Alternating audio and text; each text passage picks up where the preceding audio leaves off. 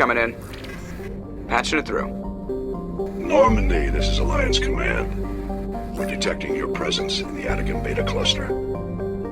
One of our surveillance drones was gathering intel on Geth activities in the region when it was spotted and shot down. You need to go groundside and recover the drone's data module before the Geth find it.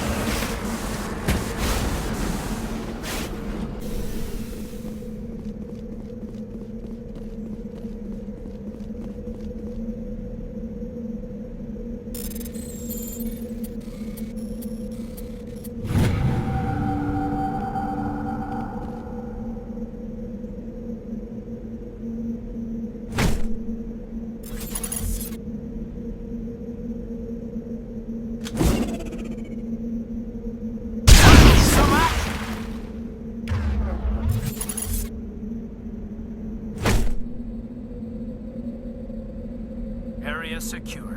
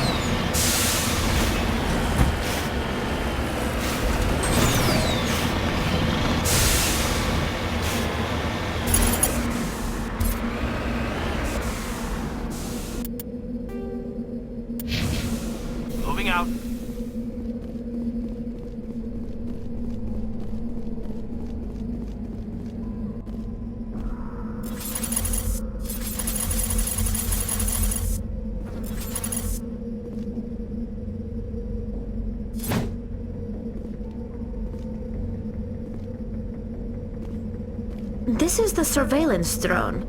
But where's the data module? Guess we're doing.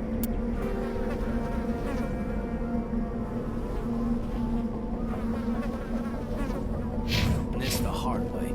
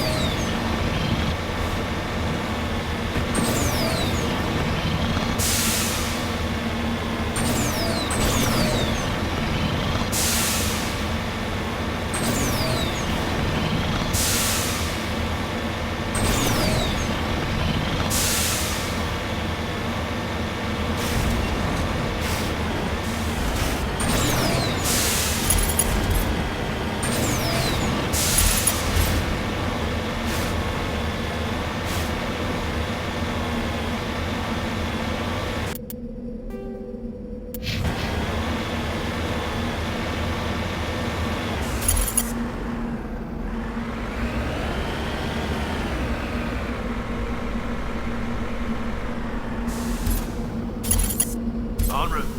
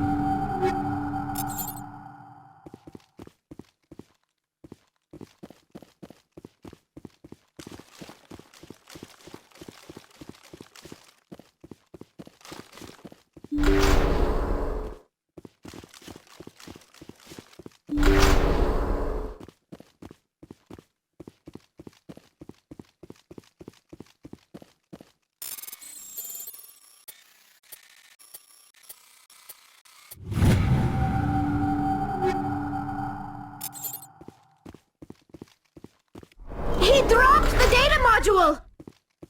It's a miracle the data module's still intact. Joker can transmit this info to Alliance Command.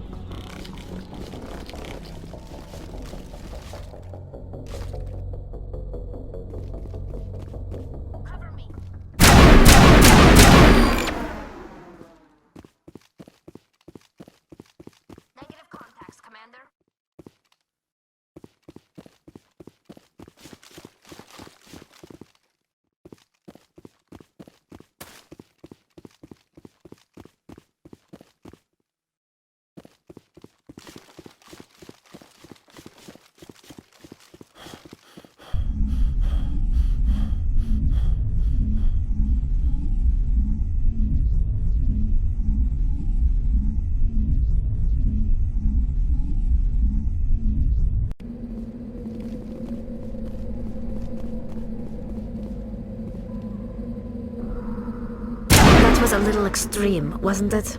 Remind me to stay on your good side, Commander.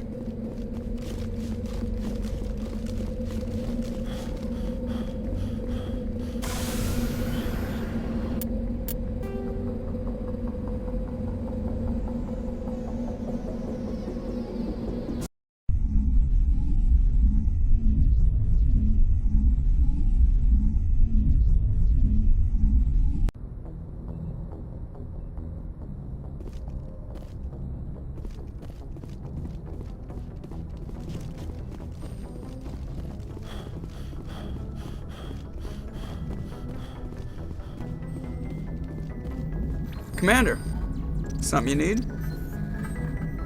How'd you end up joining the Alliance? Look, if you're looking for an inspirational tale of the crippled kid overcoming impossible odds, you're gonna be disappointed. My mother was a civilian contractor working for the Alliance. I basically grew up on the Arcturus station back when they were building up the fleets.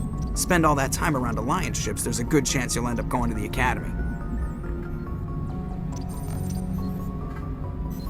How's the Normandy performing? Is she everything they said she'd be? She's the best ship in the fleet, if you've got a pilot who knows how to handle her. Balance isn't what you'd expect.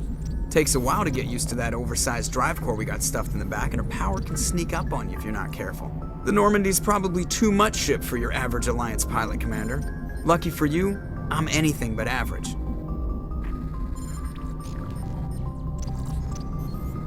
I have to go. All right, see ya.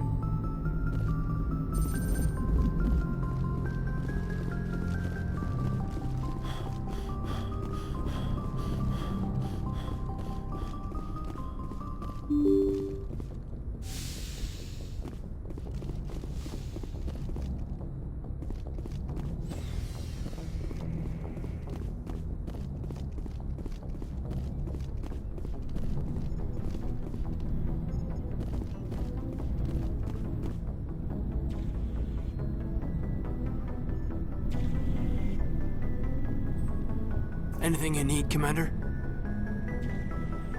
Just trying to get a sense of where the crew's at. Thoughts? Well, they know about the stonewalling you've had from the Council. And what do they think? They're on your side. They're pissed about the resistance we're getting, especially from our side. I'll have a better handle on all of it when my head stops hurting. Another L2 flare-up. Ever thought about going back under the knife? Maybe get an upgrade? No thanks, Commander. One slip and you can't remember your own name. The L2s spike higher anyway. My abilities would drop with pain-free L3s. It'd be a cold day before I turn myself over to a Canadic subsidiary. Got a story there, Olenko? You know the records about the biotic trading out on Jump Zero? They're all classified, because the Alliance made mistakes. After first contact, Kinetics was set up to track Element Zero exposures and develop implants for humans. Once we had an embassy on the Citadel, Kinetics could bring in experts instead of taking it slow.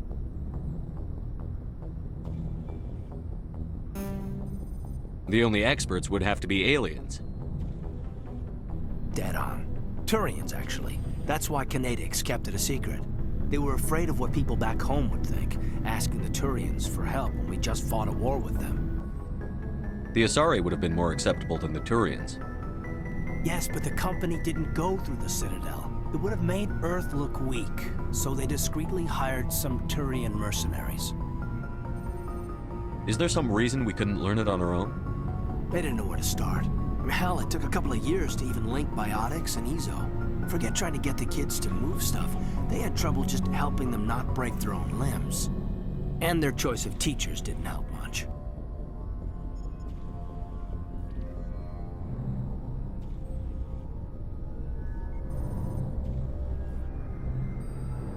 I'm sure Kinetics did what they thought was best.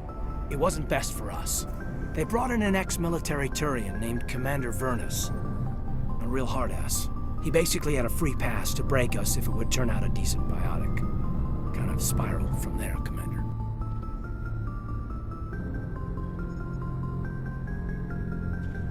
Did he ever face charges for that? He got his, yeah. But like everything else at Jump Zero, it was under the table.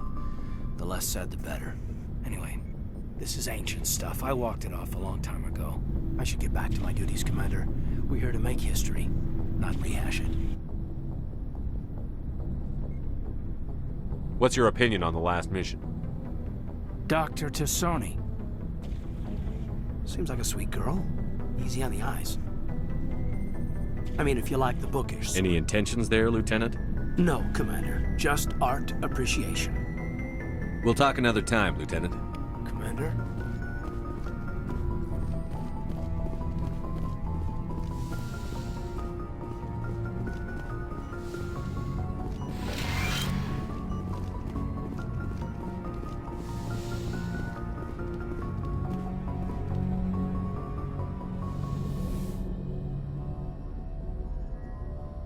I get the feeling you want to ask me something, Commander. Maybe we could pick up where we left off. You were telling me about your interest in the Protheans. Actually, I think I was talking about my interest in you, and making a fool of myself in the process. As I said, I am not used to dealing with people, especially humans. I did not really know much about your species when we first met, Shepard. I found it hard to take humanity seriously. Your kind always seemed so rushed and high-strung. We don't have the luxury of time. An Asari can live for 1,000 years. We're lucky if we hit 150. That is true. At first I thought that was a weakness of your species. After spending time with you and your crew, however, I think it may actually be an advantage. You humans are creatures of action. You pursue your goals with an almost indomitable determination. It is an admirable trait, but also an intimidating one. You're scared of us? Unfortunately, the rest of the galaxy sees humanity as something of a bully. You run over anyone in your path to get what you want. It is up to people like you to change their minds, Shepard. I'm doing the best I can, Liara. There is a reason the Council chose you to become a Spectre. They saw something special in you. The best of what humanity has to offer. I looked into your history. I know what happened on Akuz. The fact that you survived shows a remarkable strength. You didn't need to go behind my back. I would have told you whatever you wanted to know. I apologize, Commander. After our last conversation, I was afraid I would say something stupid again. I wanted to know more about you, to understand what made you into the man you are. There is something compelling about you, Shepard. You're interested in me because of my visions. You just want to know more about the Protheans. I admit, your connection to the Protheans had something to do with my initial interest, but it has grown beyond that. You intrigue me, Shepard, but I was not sure if it was appropriate to act on my feelings. I thought there might already be a relationship between you and Chief Williams. Williams and I are just friends, nothing more. My mistake, then. I am not as adept at understanding human relationships as I thought. But what about us, Shepard? Is there a mutual attraction, or was I wrong about that too?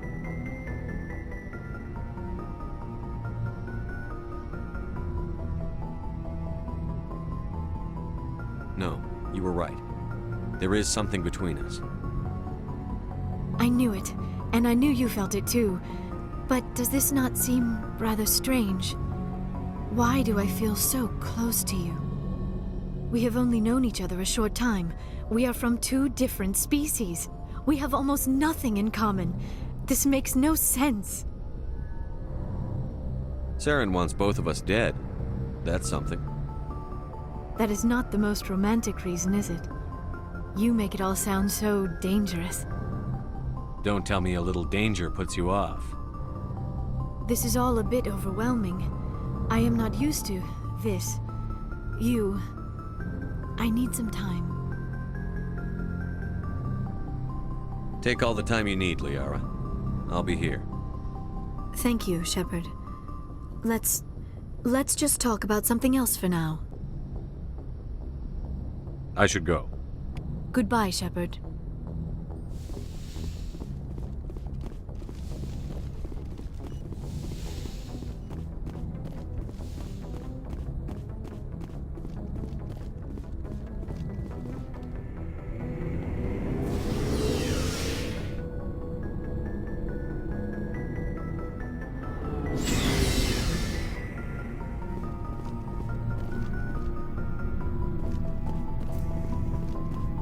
Commander, good to see you. You've been with CSEC a while. Have you seen much action? Well, not as much as you, but yeah, I've seen some interesting things. I'll bet you have. Anything in particular that stands out? I remember this Solarian geneticist I was sent to investigate. That case was a bit disturbing. What happened? Why were you investigating them? I was tasked with tracking black market trade on the Citadel.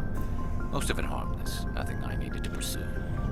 But during the course of my investigation, I noticed an increase in the trade of body parts, organs mostly. We usually get a few of those, but not the numbers I was seeing. We weren't sure if there was a new black market lab or if some freak was harvesting organs from citizens. You've seen this before on the Citadel? Every so often, some lab sells unwanted parts through the black market, but they're not as bad as the psychos. I remember this one Elcor diplomat we caught in my first year on the job. He was hacking people up and selling their organs, had the station in a bit of a panic. But this case wasn't that clear-cut. Turns out there was more going on than we first realized. So how did you figure out what was happening? First, we got a hold of a sample and ran DNA tests. The weird thing was, the match led us to a Turian who was still alive and was very convinced he'd never lost his liver. After a bit of digging, I discovered this Turian worked briefly for Dr. Salion, the geneticist. So I went to his lab hoping to find evidence of cloned organ development, but there was nothing. No Salarian hearts, no Turian livers, not one Krogan testicle. You're kidding, right? Why would anyone want Krogan testicles? Some Krogan believe that testicle transplants can increase their virility, counteract the effects of the genophage. It doesn't work, but that doesn't stop them from buying. They'll pay up to 10,000 credits each. That's 40,000 for a full set. Somebody's making a killing out there. What did you do about the geneticist? I brought in some of his employees for interrogation to see if I could get them to talk. While I was interviewing one of them, I came across something suspicious. Yeah? Go on.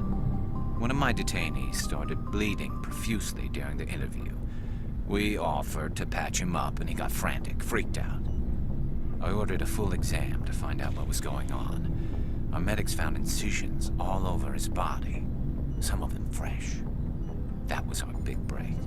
These people weren't just Dr. Salion's employees. They were test tubes. Walking, living test tubes. He was growing parts inside these people?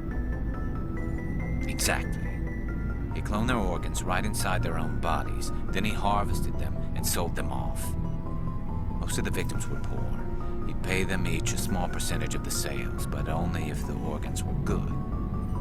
Sometimes an organ wouldn't grow properly, so he'd just leave it in them. Most of them were a mess, but only on the inside, hidden so nobody could see it. I hope he got what he deserved. That's the worst part.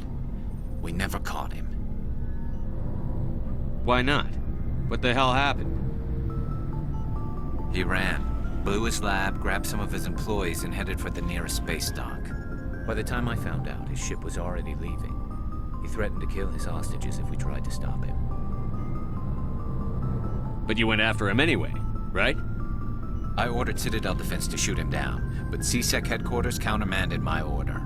They were worried about the hostages, worried about civilian casualties if the ship was destroyed so close to the Citadel. I told them those hostages were dead anyway. He just used them to make more organs, but they wouldn't listen. Well, you can't get them all. No, but letting him get away like that. All they had to do was disable that ship, stop him from running. Maybe the hostages die, maybe they don't, but at least we stopped the bastard responsible for it all. I suppose I can see both sides. But what's done is done. I suppose. Can't waste too much time worrying about it now. Just wish I could have stopped him. That's all. Do you have any idea what happened to Dr. Salion? I sent out feelers from time to time, hoping to find something. I thought I'd found him a while back. He changed ships and changed his name to Dr. Hart, his idea of a joke, I guess. I told the military, but they weren't convinced it was him. I got the transponder frequency for his new ship, but I just can't get anyone to check it out. I'll check out the coordinates when I get a chance. I was hoping you'd say that. But Commander, take me with you when you go. If it's Salion, I want to be there when you find him.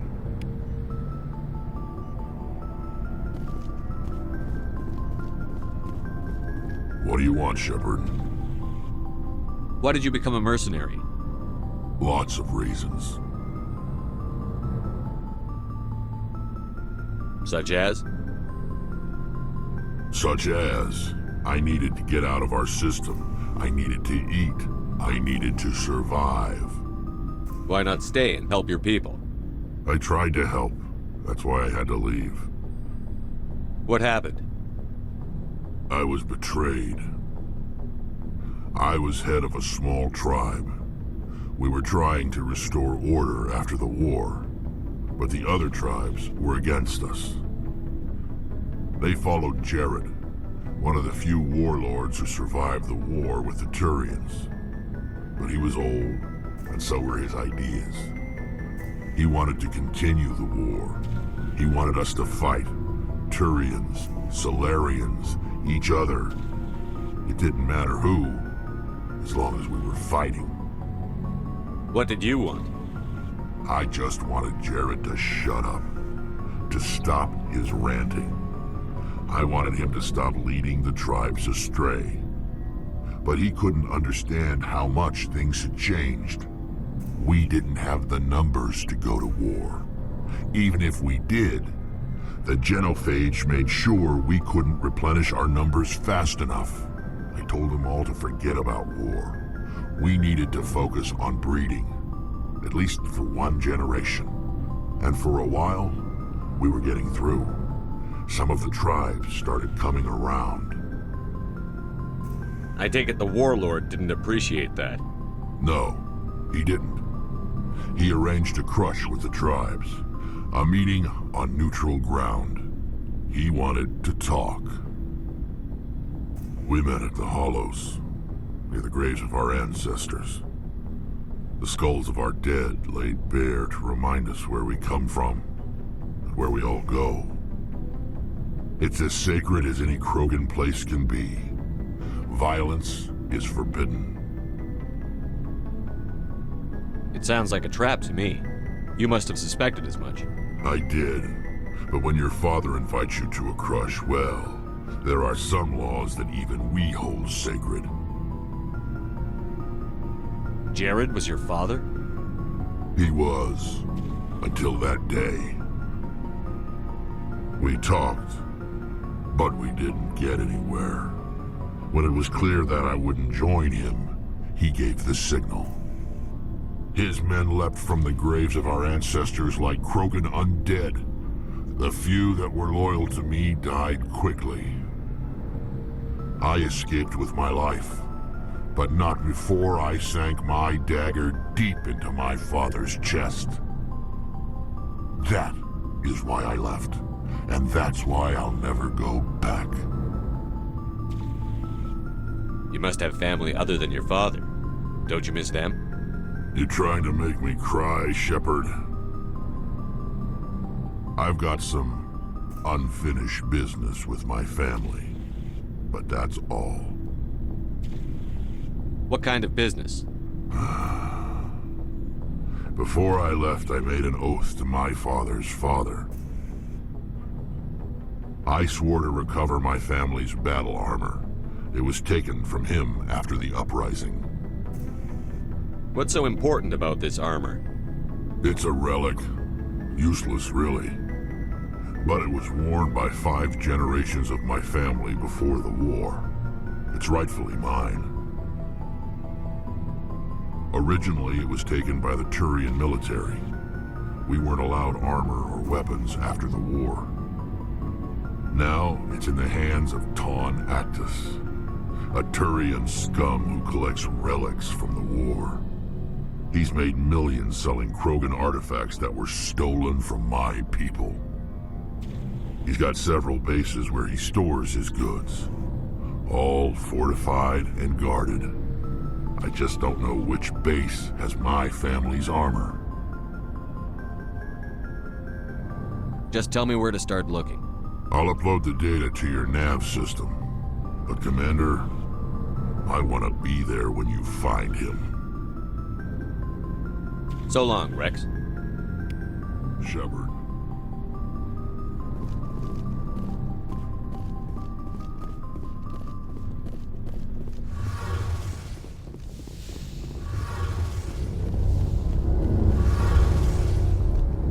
Shepard, I'm glad you're here.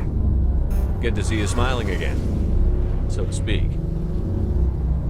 I'm sleeping much better now. I guess I'm getting used to how quiet your ship is.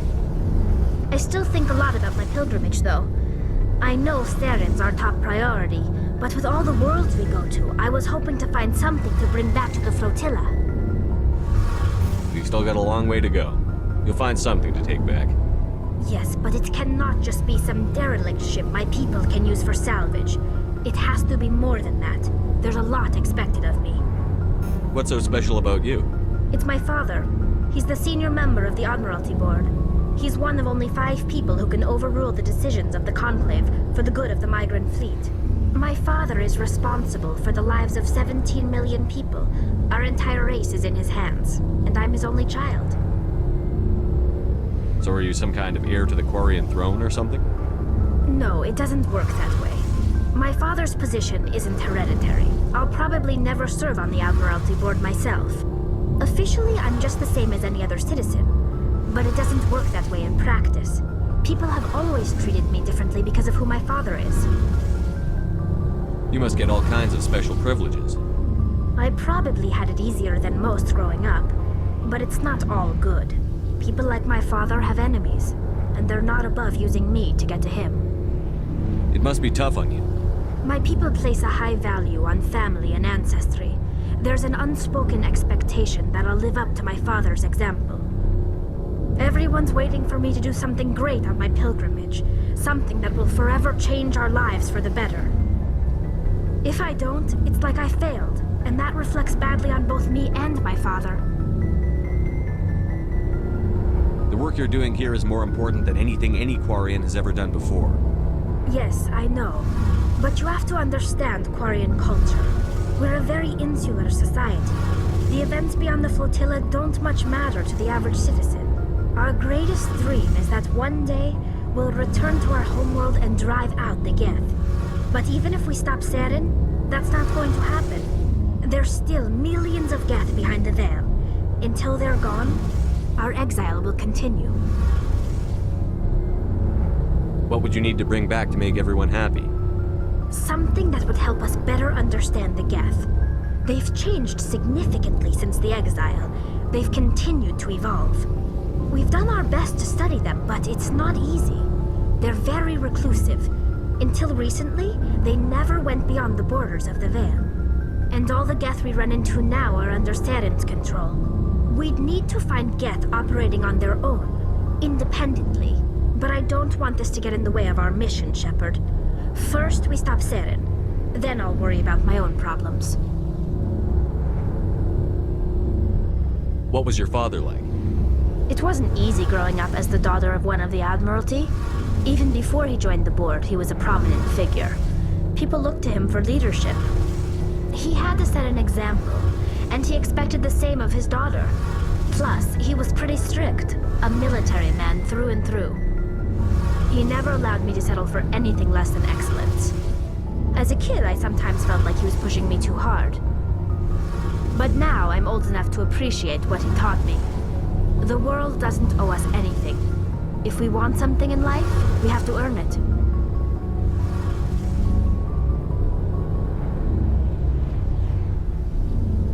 Sounds like a tough upbringing.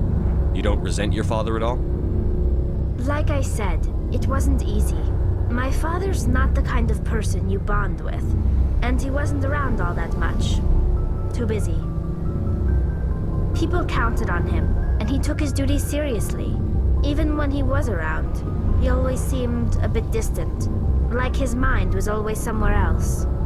Come to think of it, I can't ever remember seeing him smile. Not once. It's like he was always weighed down by all that responsibility. I mean, I know he cares about me, but he never really showed it, not in the usual way. I guess the best thing I can say about my father is that I respect him. Where was your mother in all this? Mother was around, but she always seemed to kind of blend into the background. Almost like she was overshadowed by my father. He tends to do that to people. She passed on about 5 years ago. Some airborne virus that swept through the fleet. Happens sometimes when the filters start to break down. I think my father took it pretty hard. After she was gone, he became even more focused on his work. I think that was his way of dealing with the grief. I want to talk about something else. Like what? I should go. See you later.